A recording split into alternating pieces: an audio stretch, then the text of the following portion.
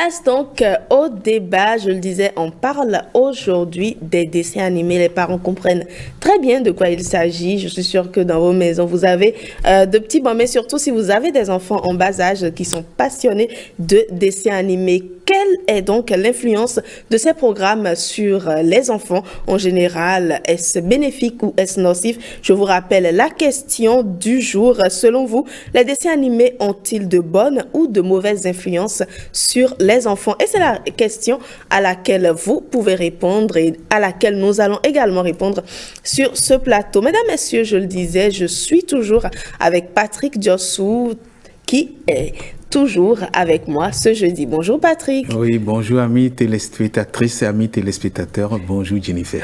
Alors, un plaisir de vous avoir sur le débat. Je vais avoir votre avis tout à l'heure. En face de vous, nous avons évidemment un expert en sciences de l'éducation. Il s'agit de Rodrigue Fatombi. Bonjour Monsieur Fatombi. Bonjour Madame téléspectatrice, téléspectateurs, bonjour. Merci d'avoir accepté notre invitation également. Et à vos côtés, j'ai envie de dire notre psychopédagogue maison, Eddie Camille Koto. Bonjour et merci d'avoir encore accepté notre invitation. Bonjour madame, merci. Bonjour à tous les fidèles amis, téléspectateurs et téléspectatrices de l'OATV. Ils vous répondent. Alors, c'est vrai que cela concerne les enfants, mais il y a des adultes passionnés de dessins animés. Je suis curieuse de savoir s'il y en a sur le plateau. Je commence par vous, monsieur Eddie Kamikoto. J'aime bien les dessins animés. Ah, ce sont les programmes pour les enfants. Hein? En réalité, c'est vrai qu'on pourrait tout de suite à première visée penser que l'objectif c'est pour les enfants, mais en réalité aujourd'hui de plus en plus il y a des dessins animés. Et déjà il faut dire que en chaque adulte il y a un certain enfant. Nous avons tous été enfants. D'accord. Et puis l'autre chose, il y a des dessins animés aujourd'hui qui rendent compte de certaines réalités sociales qui touchent même à la vie tout entière, c'est-à-dire que ce soit les enfants, les jeunes ou les adultes. Voilà. D'accord. Et vous, Monsieur Fatombi? J'espère que vous êtes comme moi, vous n'en suivez pas. Relatif. D'accord, relatif. Bon, moi, j'avoue que j'en suis parfois. Et Patrick Diossou, vous êtes passionné de dessins animés ou pas? BD, dessins animés, c'est mon fort. J'adore. Sans blague. D'accord. Quand je suis devant l'écran, quand je ne suis pas en train de suivre des informations, c'est films d'action ou dessins animés. Donc il n'y a pas la guerre à la maison, on ne se dispute pas la télécommande pour ça. Les enfants sont bien contents. Non, les enfants sont super contents quand ils ne sont pas accrochés à un ouvrage. D'accord. Parce que quand il y a un ouvrage à lire, ils préfèrent lire. Absolument, voilà. Ça, c'est du Patrick Diossou, hein, tout craché. Alors, Patrick, déjà, votre avis sur les dessins animés, puisque vous en suivez. J'ai parlé des adultes, mais la cible ici, c'est les enfants. Dites-moi, quel regard vous portez sur ce programme-là et sur son influence sur les enfants? Les dessins animés, cartoon ou tous les mots utilisés pour parler des dessins animés, c'est un support qui permet, à mon avis, de donner une certaine éducation à l'enfant. Les dessins animés. Oui, une certaine éducation. Je donne juste le premier exemple. Lorsque votre enfant a des dessins animés devant lui, il y a des dessins, évidemment, qui sont animés. Ce ne sont pas des personnages, je dirais, réels. On ne voit pas, ce ne pas des personnages réels qu'on voit. Ce sont des personnages fictifs. Mais l'enfant se projette et essaie d'écouter, de suivre les images, même s'il ne comprend pas tout de suite la langue. Il suit les images et petit à petit, les images lui font découvrir un univers, une histoire. Il suit l'histoire juste avec les images jusqu'au bout. Et même si c'est le même dessin animé qui revient, l'enfant reçoit toujours avec passion. D'accord. Et il ne s'ennuie presque jamais, il ne s'en lasse pas. Et il suit. Tout à fait. Maintenant, petit à petit, il comprend la langue quand c'est une autre langue. Tout à fait. Du français, par exemple. Oui, j'ai un neveu, un petit neveu qui parle le français grâce au dessin animé. Tout à fait. Et il a juste 2 ans maintenant, mais il a un accent parisien. Et j'aime bien l'appeler le petit parisien. Donc, il comprend le français correctement grâce au dessin animé. D'accord. Le revers que On certains va parents peut-être trouvent. y revenir. Bon, on va revenir sur mais le justement, revers. merci déjà pour votre participation. On comprend que vous êtes pour et qu'il y a des revers quand même qu'on va aborder tout à l'heure. Je viens à vous, monsieur Eddy Camille Cocteau, votre avis sur les dessins animés. Selon Patrick, je dirais c'est deux poids, deux mesures, j'ai envie de le dire comme ça, mais ce qui est sûr, ça apporte un plus. Est-ce que vous êtes du même avis? Oui, je pense que ça apporte un plus. Les dessins animés ne sont pas inutiles aujourd'hui pour les enfants. D'accord. Je pense que dans le 7e art, le cinéma, on a pensé à un moment donné qu'il fallait trouver un programme ou des programmes auxquels les enfants pouvaient s'identifier, parce que quand nous prenons les programmes ordinaires des télévisions ou des médias, c'est les films ou c'est les feuilletons qui ne sont pas toujours du niveau des enfants. Et donc à un moment donné, on a senti le besoin de leur servir aussi ce qui est de leur âge. Et moi, ce qui m'a toujours passionné pour les dessins animés, c'est cette magie, par exemple, de faire tourner des dessins qui peuvent parler comme si c'était des personnes réelles. Et jusque-là, je cherche toujours à découvrir comment ça c'est possible. Donc, c'est pour en fait mettre les enfants aussi à un niveau où ils pourront être en phase avec ce qu'ils suivent à la télévision. Et M. Diossou l'a dit, c'est de leur âge. Donc, les enfants, à partir de ce qu'ils suivent à la télé, dans les dessins animés, arrivent à s'identifier à ces personnages-là qui suivent à la télévision. Et ça leur apporte beaucoup d'ouverture. Déjà, la créativité, l'esprit d'innovation et les connaissances. Monsieur Diossou l'a rappelé, aujourd'hui, des enfants ont pu s'exprimer dans certaines langues simplement parce qu'ils ont suivi des dessins animés dans lesquels les gens s'exprimaient dans ces langues-là. Aujourd'hui, de plus en plus, vous verrez que des dessins animés abordent les situations sociales de la vie, les faits sociaux. Et parfois même, vers la fin, il y a toujours une leçon de morale ou bien c'est un groupe de jeunes enfants qui s'organisent, ou peut-être c'est le héros qui s'organise pour délivrer quelqu'un qui a été pris dans une embuscade. Donc c'est autant d'avantages révélateurs pour l'épanouissement, l'éveil et l'éducation, la formation même des enfants. Au-delà, il y a aussi que cela crée de l'imagination. Parce qu'en voyant faire, les enfants ont envie aussi de dupliquer, de répéter. Et c'est autant d'avantages qu'on peut évoquer pour les dessins animés, sans oublier l'aspect civique et moral dont j'ai parlé tantôt. Des enfants sont devenus très sages parce qu'ils ont suivi des dessins animés dans lesquels on a abordé les vertus de la vie, on a abordé la solidarité, la fraternité, l'amour du prochain, et ça a été ancré en eux aussi. Donc on peut dire sans hésitation que les dessins animés, c'est tout pour le bien des enfants. D'accord. Et Monsieur Fatombi, votre avis? Je sens qu'avec vous, c'est pas question. Pas de dessin animé chez moi, je me trompe?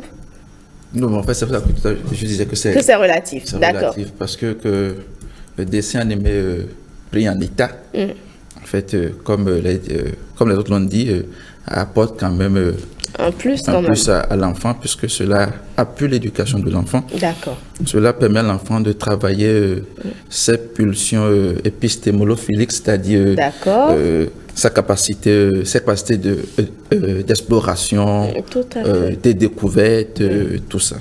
D'accord. Alors, pour vous, ça, c'est relatif. Mais je suis curieuse de savoir le revers quand même. C'est vrai que Patrick avait commencé par le dire, mais je suis curieuse de savoir, est-ce qu'il y a un revers? S'il y en a, bien sûr, selon vous. Oui, c'est pour ça que je disais que le dessin est pris en état. C'est-à-dire quand on le prend comme art, tout ça, comme élément d'appui à l'éducation des enfants, oui, cela a bien ses avantages. À quel moment ça devient désavantageux? Mais dans le même temps, il faut maintenant aller questionner le contenu, par exemple, des dessins animés. Il faut aller questionner le temps que l'enfant passe devant l'écran. Et comment est-ce que les parents aussi s'organisent pour pouvoir cadrer les enfants par rapport à ces dessins animés. Donc tout ça est nécessaire. C'est important en réalité. D'accord. Patrick Diossou, à quel moment il y a un revers? Vous commenciez à le dire. Oui, je commençais à le dire. Et en fait, à chaque étape, il y a un revers. Quand je dis à chaque étape, dites-moi. Lorsque vous prenez l'enfant qui est devant l'écran, il vient d'en parler, quand il devient accro On l'appelle, il n'entend plus. Il n'entend plus. Non. Et parce qu'il est déjà dans le dessin animé, il est embarqué. Il a tout ce qui est sens bouché. Il peut y avoir des accidents ou des situations douloureuses autour de lui. L'enfant ne peut pas savoir que quelque chose se passe. Il y a eu des émissions faites, non pas des émissions, on a fait des simulations où des enfants étaient devant leur dessin animé. Bon, c'est pas les dessins animés, même les films, même pour les films, ça se passe. Les enfants étaient accros de l'écran et on a changé les parents. On a habillé d'autres parents, d'autres personnes comme leurs parents qui sont arrivés, qui se sont assis à côté d'eux et ils ont continué à regarder jusqu'au moment où il fallait aller au lit aussi.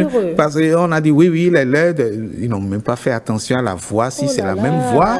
Parce que c'est à cette heure-ci qu'on doit couper, qu'on doit aller. On connaissait l'heure où on doit couper le dessin animé pour que l'enfant puisse aller L'enfant est allé, les deux enfants sont allés au lit sans savoir que les deux parents n'étaient plus là. C'est très grave, ça. C'est parce qu'ils sont devenus accros. Tout à fait. Là, c'est dangereux.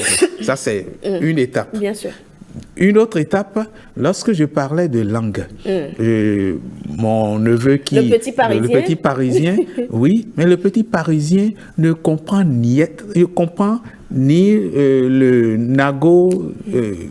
enfin, ils sont à Kétou. Le nago qui est autour de lui, ni le dindi de son papa, ni le mari de sa maman, rien que le français avec l'accent français. Le français des Français. Oui, c'est le français des Français. Donc, il est calé sur ça. Je dis ça, c'est un drame. C'est un drame parce que ça ne lui ouvre pas d'autres horizons. Absolument. Il est calé là. Il connaît tous les programmes. Il a juste 2 ans et demi, hein, mais il connaît tous les programmes qui sont sur la chaîne. Lorsque vous arrivez, vous zappez.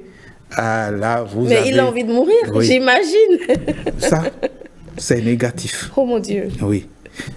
Une autre négativité ou négation, lorsque l'enfant est devant le dessin animé et que ce qui passe n'est pas de sa culture, ça peut aussi avoir une autre influence, une influence négative. On a montré une image où un enfant, bon, ça, ce n'est même pas la culture, c'est la démarcation entre ce qui est à l'écran et ce qui doit se faire. On a montré Spider-Man, l'homme araignée, est en train de monter sur les maisons à étage, et puis l'enfant qui monte, qui s'accroche au mur, qui s'accroche. Qu'il ait pitié des pauvres parents, voilà, s'il te plaît. Voilà. Et ça, sans la démarcation. C'est aussi un revers. Il faut la démarcation. Merci beaucoup, Patrick Djossou, Monsieur Eddie Kamikoto. Vous avez beaucoup fait l'éloge des dessins animés. Est-ce qu'il y a quand même des revers, selon vous? Tout métal a son revers. Absolument. Non, mais en fait, les revers, malheureusement, sont liés au mauvais usage de cet outil. Sinon, tel que nous l'avions tous reconnu, c'est des programmes de culture. Oui, c'est édifiant pour les enfants. Maintenant, c'est le recadrage qui parfois manque. Et ce recadrage se situe à plusieurs niveaux. Il y a déjà celui des parents, comme M. Djossou le disait, quand les parents ne sont pas là, ils ne sont pas présents, et ne peuvent pas veiller à la qualité éducative, morale de ce que les enfants suivent à la télé. Ça peut poser problème. C'est vrai que des gens initient aujourd'hui des dispositifs pour permettre aux parents de contrôler tout ça, mais ce n'est pas toujours évident. Les enfants d'aujourd'hui étant malheureusement ou heureusement plus futés que leurs parents ou grands-parents qui n'avaient pas forcément les mêmes technologies en leur temps, eux autres. Et donc, ça pose un problème déjà par rapport à la différenciation que l'enfant peut opérer entre ce qui est bon pour lui et ce qui ne l'est pas. Et parlant de contenu, Monsieur Fatombi l'a dit, les contenus peuvent ne pas être en phase avec l'âge de l'enfant. Il y a des contenus aujourd'hui de dessins animés qui tirent sur de la violence, ce qui n'est pas bon pour les enfants parce que M. Joshua a dit, un enfant qui a voulu expérimenter par exemple Spider-Man sans savoir que c'est de la pure fiction et que lui, voilà, il pourrait y rester, ça pose un problème, donc la violence. Ensuite, il y a des dessins animés aujourd'hui qui malheureusement font l'apologie du sexe. Bien sûr. Et les enfants sont passionnés de suivre ça parce qu'ils savent que quand c'est les émissions ordinaires, les films par exemple, et que ça doit intervenir, les parents sont là, ils sont aux aguets et on peut suspendre la chaîne et tout. On peut changer, zapper la chaîne comme on le dit. Mais quand c'est un dessin animé et que le parent n'est pas présent, on se dit, bon, c'est un dessin animé, il peut suivre. Quand ça se passe, qui est là pour contrôler personne? Et au-delà, aujourd'hui, je crois il y a quelques semaines, il y a eu beaucoup d'encre de salive sur le sujet lié à l'homosexualité dans notre contexte. Une pratique que nous n'encourageons pas du tout, une pratique qu'on pense qu'il faut, analyser, apprécier et surtout faire en sorte que cela n'entame pas la sociologie culturelle de notre pays. Mais il se fait qu'aujourd'hui, des dessins animés en font l'apologie. Mais où sont les parents en ce moment-là? Donc je pense qu'il y a beaucoup de contrôle qui doivent accompagner ces émissions-là. Et puis, il y a l'addiction que les enfants peuvent développer vis-à-vis de ces programmes. Vu que c'est des programmes de leur âge, ils ne s'en lassent pas. Ils peuvent passer toute une journée à rester devant la télévision et là, ça développe d'autres conséquences par rapport à la dépendance vis-à-vis de l'écran. Donc, les parents doivent pouvoir veiller à ces détails. Il y a la baisse de performance scolaire qui peut intervenir aussi parce que l'enfant qui est tout le temps ou qui passe toute la journée devant la télévision n'a pas le temps d'aller voir un peu ses exercices, d'aller travailler un peu de façon à exceller à l'école. Et il y a cette socialisation qui, malheureusement, ne se développe plus au niveau de l'enfant parce qu'il n'est face qu'à l'écran. Il ne connaît pas le monde. Ses meilleurs amis sont les acteurs des dessins animés. Et donc, l'entourage n'existe plus. Monsieur Joshua a bien fait de peindre le schéma des enfants là qui suivaient, mais malgré qu'on ait changé leurs parents, ils ne s'en sont pas rendus compte. Donc, on ne calcule plus l'entourage. Or, l'école autant que la famille sont les deux entités, même la société, qui doit pouvoir jouer ce rôle-là. Et quand nous prenons la loi d'orientation 2003-17 du 11 novembre 2003, cela rappelle un peu les dispositions que l'enseignement maternel et primaire, ou les enseignements maternels et primaires doivent installer au niveau des enfants pour leur permettre de s'épanouir plus tard. Et ça en fait partie. Mais lorsque la famille ne joue pas ce rôle pour compléter ce que l'école fait, ça peut poser problème. Donc voilà un peu. D'accord. Merci beaucoup, Monsieur Koto, Monsieur Fatombi. Certainement que vous en avez. Quels sont ces revers-là, ou si vous voulez, ces déviances qu'on peut noter au niveau de ces programmes? Je vais essayer de pouvoir la répartir peut-être en trois niveaux. On y va. Il faut déjà prendre l'enfant, l'écran et le dessin animé qui suit. Très bien, on y va. Parce que d'abord, l'écran, le temps que l'enfant passe à l'écran a déjà des conséquences d'abord sur sa santé. D'accord. Et a aussi des conséquences sur son développement psychologique. C'est-à-dire que cela va porter atteinte à sa capacité d'attention. Alors que cet enfant, mais qu'il soit enfant de la maison, doit être préparé progressivement à la vie d'école. On a des exemples qu'on a entendus. Donc, c'est-à-dire que plus l'enfant passe son temps à l'écran, non seulement sa capacité d'attention, cette capacité, elle est réduite. Ou elle disparaît parfois. Bon, il ne faut pas aller dramatiser. Je vais dire que cette capacité, elle est réduite. Conséquence, à l'école, vous allez voir que c'est un enfant qui ne va pas performer. Parce que il aurait tout son regard. Je ne vous arrête pas. On se rend quand même compte qu'ils excellent en français, ils parlent bien. Mais comment ça peut porter atteinte sur l'école? Oui. On a très bien dit que pris en état, cela améliore son vocabulaire puisqu'il découvre des mots, puisque l'enfant mémorise facilement ce qu'il voit. Donc, par mémorisation, il découvre et il essaie comme de pouvoir répéter en fait les événements perçus dans son quotidien. Puisque cela, comme on l'a dit, cela développe son imaginaire. Ça, c'est très bien. Mais dans le même temps, il ne faudrait pas qu'on puisse le laisser longtemps dans cet imaginaire. Parce que le laisser longtemps dans cet imaginaire, c'est qu'il va devenir un idéaliste. Alors qu'il y a le quotidien qui nous oblige. Qui est la réalité qui nous rattrape. Donc, forcément, il faut maintenant travailler sur ça, à son niveau. C'est pour ça que je disais tout à l'heure, il faut que les parents commencent par pouvoir discuter avec les enfants. Pour que l'enfant... Sur les dessins animés? Oui, que l'enfant leur raconte ce qu'il a vu. Très bien. Parce qu'en leur racontant ce qu'il a vu, le parent maintenant peut maintenant discuter avec l'enfant pour pouvoir l'aider à raisonner et à critiquer ce qu'il a vu. D'accord. Ce que nous ne faisons, nous, dans notre contexte, généralement, on offre les dessins animés aux enfants pour pouvoir s'en débarrasser. Bien sûr, hein, généralement. C'est ça, on offre les dessins animés aux enfants pour pouvoir s'en débarrasser. Alors que le contenu, comme les autres l'ont dit, il faut veiller au contenu. Est-ce que cela répond d'abord en tant que parent à ce qui est norme éducative que moi je voudrais très bien inculquer à mes enfants, d'abord en tant que parent à la maison? Et quelles sont les normes ou quelles sont les valeurs qui sont acceptées dans la société?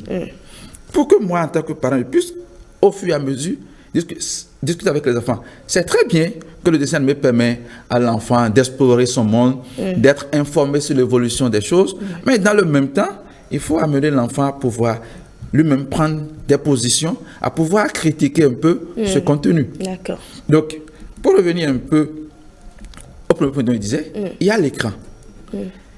L'écran, le temps que l'enfant passe à l'écran étant un temps long, j'ai dit que cela porte atteinte à sa capacité d'attention, mais cela aussi apporte des troubles psychologiques à l'enfant, puisque émotionnellement, l'enfant est chargé. Bien sûr. Par des crises, par des jeux de violence que l'enfant intériorise. À force d'intérioriser cela, l'enfant peut devenir facilement agressif.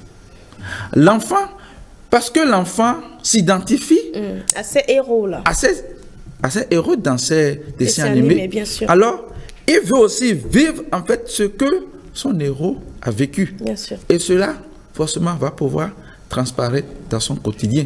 Donc, il est important que l'on fasse attention. Surtout que nous avions très peu de dessins animés qui racontent le quotidien de chez nous. Bien sûr. C'est beaucoup plus le monde occidental qu'on essaie de pouvoir faire consommer aux enfants. Et là encore la question, puisque de l'autre côté aussi, c'est aussi l'imaginaire du monde occidental en réalité. Ce n'est pas la réalité du monde occidental. Africaine, voilà. Non, en fait, déjà, il faut...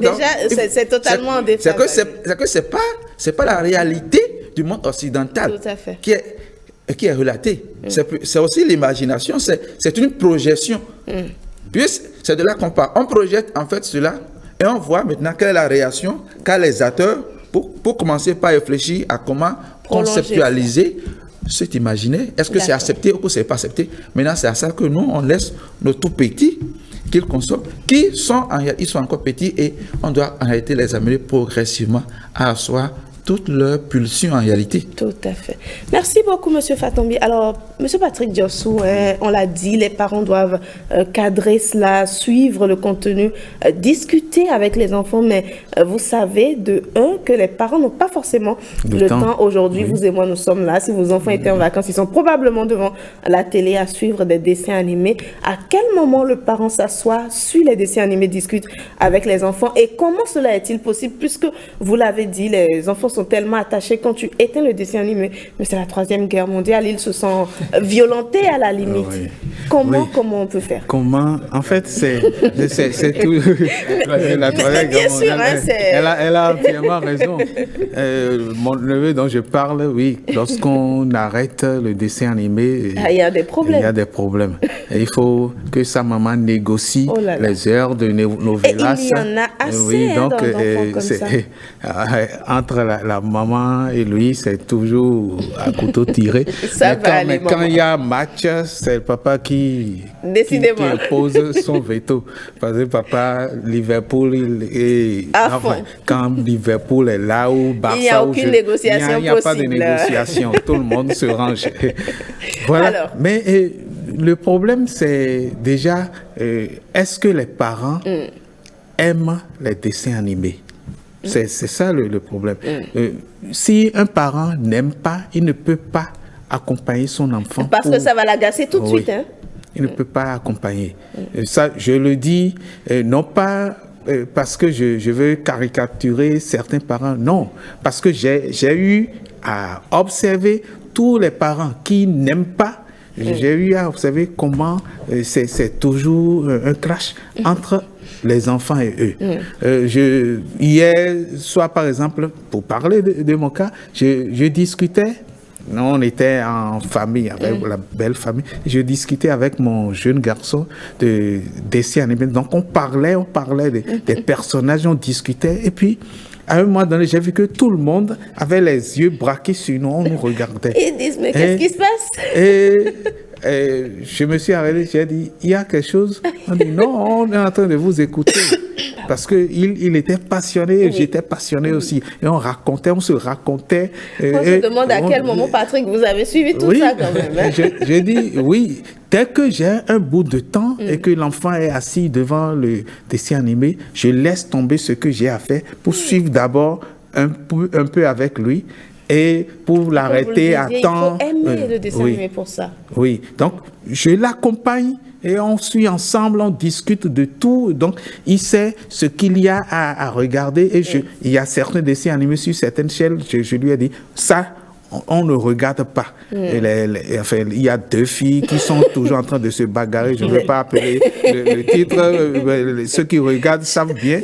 Deux filles qui se bagarrent tout le temps. J'ai dit, ça, tu ne regardes pas. Il y a un garçon, un petit garçon qui est toujours dans les coups fourrés. J'ai dit, ça, tu ne regardes pas. Ça, c'est souvent ce que les parents oublient parce qu'on se dit, c'est innocent, c'est peut-être drôle. Mais comme le dit M. Fatombi, les enfants s'identifient. Oui, les enfants s'identifient à ces acteurs-là. Donc, on a regardé ensemble et j'ai dit, est-ce que on va continuer à regarder? Et je lui ai fait comprendre que ce n'est pas bien de regarder.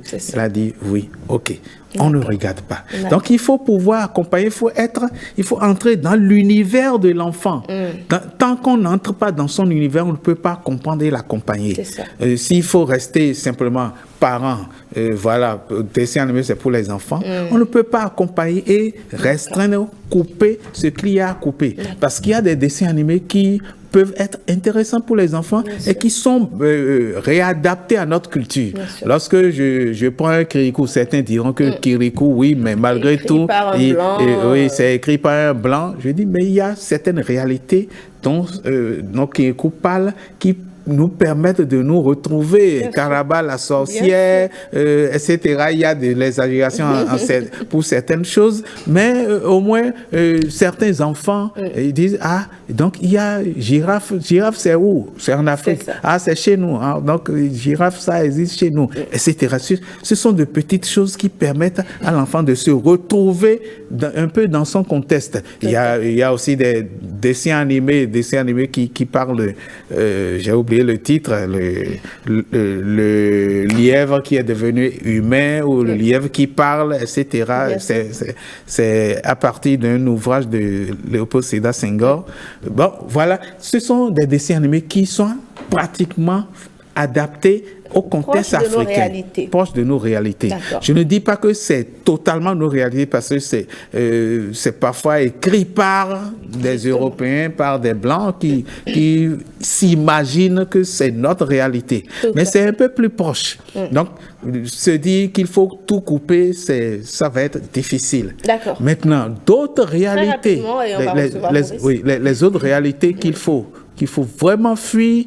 Et quand on a parlé, c'est cette affaire de LGBT ou bien bien sûr, LGBTQ ou LGBT. Oui, et il faut, parce qu'il y a des dessins animés qui en font l'apologie. Oui, qui en font l'apologie, des filles qui, à un moment donné, se retrouvent ensemble ou des garçons qui se retrouvent ensemble. Il faut pouvoir suivre. Il faut être un parent attentif pour savoir que tel dessin animé, c'est le message caché derrière. Qui est caché. Donc, il faut restreindre, il faut couper, il faut faire comprendre à l'enfant, ça, c'est pas bien. Est-ce que tu ne vas pas préférer à tel moment suivre telle autre chaîne, suivre telle autre. C'est tout un travail, c'est un travail. Et il faut, tant qu'on n'est pas engagé soi-même, impliqué soi-même, on ne peut pas accompagner l'enfant. Avant de revenir à vous, messieurs, il y a Maurice Tantan qui est là avec les avis des internautes. Il va nous rejoindre très rapidement. On se demande ce qu'en pensent les internautes. Je rappelle la question, selon vous, les dessins animés ont-ils de bonnes ou de mauvaises influences sur les enfants? Maurice, que disent-ils sur les réseaux sociaux? Bonjour à nouveau Jennifer, bonjour à tous, bonjour à toutes. Les internautes ont réagi sur la question du jour de ce jeudi évidemment, et il faut dire que ce matin les tendances globales sont de deux ordres. D'abord, les internautes estiment que les dessins animés ne sont pas soit tout bons, soit tout mauvais. Tout dépend du contenu. Il faut donc relativiser par rapport au contenu que diffuse le dessin animé. Ensuite, pour certains, c'est le rôle des parents qui est le plus important dans l'influence que le dessin animé va avoir sur l'enfant. Le contrôle parental doit être donc présent pour garantir que les enfants sont exposés au contenu qui relève de leur âge et qui sont aussi également accompagnés par rapport à ce qu'ils en tirent comme perception. Tout ça donc va se résumer en 3 commentaires pour nous ce matin. Je vais commencer avec le message de Amen à Hanoubé qui nous dit: il ne s'agit pas de dire bonne ou mauvaise, car ils ne sont pas tous bons ou tous mauvais. En parlant donc des dessins animés, il y en a qui sont très éducatifs selon lui, tandis que d'autres vont jusqu'à enseigner des valeurs qui ne sont pas destinées à notre culture. Il conclut en disant qu'il est donc important de faire recours au contrôle parental lorsqu'on expose les enfants aux dessins animés. Autre commentaire, Massim Huntewada nous dit: les dessins animés sont bien, mais étant donné que nous en réalisons très peu qui vont enseigner nos valeurs et notre histoire, nos enfants consomment ce que les autres ont conçu pour leurs enfants et nous les utilisons en les conduisant, donc nos propres enfants à la perdition de notre identité et de nos valeurs, regrette ce internaute. On va terminer avec donc le commentaire de Simon Ange Maounou qui dit: selon moi, les dessins animés n'ont aucune influence négative sur les enfants. Au contraire, ils les aident plutôt à vite développer leur intelligence, à avoir certaines connaissances et aussi à mieux s'exprimer. Cependant, il y a diverses catégories de dessins animés. Il y a les catégories pour adultes et d'autres pour mineurs. Donc, il revient aux parents de veiller à ce que leurs enfants regardent la catégorie de dessins animés qui convient à leur âge. Et vous, Maurice, merci déjà pour la collecte. Qu'est-ce que vous pensez des dessins animés? Bonne ou mauvaise influence? Je pense que c'est difficile de trancher tout d'un go, qu'il faut toujours relativiser par rapport au contenu. Il faut relativiser aussi par rapport à l'âge, parce que vous avez un dessin animé qu'un enfant de 11 ans peut regarder et comprendre aisément. Ça ne va pas être exactement la même chose pour un enfant qui a moins de 3 ans ou bien qui a moins de 5 ans. Je pense que moi, c'est des productions qui aident, qui accompagnent le développement psychopédagogique de l'enfant, qui l'aide à découvrir le monde, un certain nombre de choses, dans la mesure où ça reste dans un cas donné qui convient à son développement. Et puis globalement, il faut aussi, on ne peut pas aborder ce sujet sans évoquer non plus une thématique plus globale, c'est le temps que les enfants passent sur les écrans. Aujourd'hui, c'est une vraie problématique. Vous voyez des parents qui vont au restaurant ou bien qui sont à la maison. Disons, c'est comme une panacée, on remet un téléphone portable à l'enfant et puis on s'en débarrasse, il est là, et parfois on ne regarde pas, on ne sait pas exactement ce qu'il voit. Et les téléphones portables sont aujourd'hui connectés, même les télévisions sont connectées, l'enfant peut aller sur Internet et avoir accès à ça. Pour revenir sur le sujet des dessins animés, je rejoins totalement surtout l'internaute qui parle du contenu qui n'est pas africain. D'accord. Oui, ça c'est une vraie problématique. Pardon, pour nous, il faut qu'on crée du contenu qui est local, qui est adapté à notre réalité. Quand vous regardez sur les médias béninois, par exemple, combien de dessins animés de production locale on diffuse? Donc c'est un problème aussi. Au-delà du fait que les gens peuvent avoir du contenu ailleurs, localement, on a une absence de contenu. Il faut que ça aussi, ça aide à éduquer les enfants sur nos valeurs. Merci beaucoup. Maurice aime les dessins animés. Maurice, aimez-vous les dessins animés parce que nous avons posé la question à tout le monde. Moi, j'adore les dessins animés. Ah, d'accord. J'adore les dessins animés. Ça, Même à mon âge, je continue de regarder des dessins animés. Et je rejoins Patrick quand il dit qu'il faut accompagner l'enfant. Il faut être là quand l'enfant est en train de regarder pour pouvoir discuter avec lui de ce qu'il voit, pour lui expliquer. Parce que l'enfant, parfois, il ne comprend pas tout. Il ne peut même pas tout comprendre. Donc, vous êtes obligé, vous êtes tenu d'être là et regarder et expliquer. Moi, je sais que ma fille, elle ne regarde pas la télé en semaine, mais les week-ends, quand on a le temps, on regarde tout le temps. Elle veut regarder des dessins animés tout le temps. Mais je suis là avec elle et il y a un temps pour regarder les dessins animés. Après, il y a un temps pour lire aussi. Tout à fait. Voilà, l'équilibre, comme on le disait sur ce plateau. Merci, chers débatteurs. Le temps est complètement parti. Il y a Blaise Adankpo qui s'impatiente. Mais néanmoins, on va faire un très rapide tour de table. 20 secondes chacun. Monsieur Eddy Kamikoto, je sais que vous avez beaucoup à dire, mais 20 secondes, on y va. Je vais essayer. Il faut recadrer le temps, comme Maurice est venu rappeler encore, il faut recadrer le temps, veiller au contenu surtout, et discuter pour faire le bilan de ce qu'ils ont pu retenir et les orienter vers les dessins animés qui sont éducatifs, qui peuvent les aider à grandir et à s'approprier des réflexes qui leur permettront de se prendre en charge à demain. Et des dessins animés reflétant notre culture. Je pense que nos cinéastes, ou je ne sais pas, les spécialistes de la question ont du boulot. C'est un terrain encore vierge que les gens peuvent explorer. Ce serait pour le bien de notre pays, de l'Afrique. Et puis, parlant des dessins animés, je pense qu'à un moment donné, il faut peut-être aussi censurer. Je pense par exemple à la haute autorité de l'audiovisuel et de la communication. Voilà, il y a des émissions, sur des chaînes qu'on pourrait restreindre, pour le bien de tous. Et pour finir, je pense à l'expérience indienne, d'une communauté indienne dans laquelle, à partir de 19h, plus d'écran. Je crois que j'en ai déjà parlé une fois, plus d'écran, et les enfants se concentrent sur les études et les parents en ce moment échangent. Et puis quand les enfants finissent d'étudier, ils rejoignent les parents pour des discussions en famille. Ça aussi, ça permet de resserrer les liens. Merci Eddy Kamikoto, M. Fatombi. Rodrigue, très rapidement. Merci. Il faut dire que pour pouvoir permettre aux enfants de pouvoir bénéficier de tout ce qui est avantage qu'on pourrait tirer des dessins animés, il faut inviter les parents à pouvoir discuter avec les enfants du contenu qui est mis à disposition des enfants à travers les dessins animés. Il faut discuter avec les parents pour ce qui est du temps à passer devant l'écran.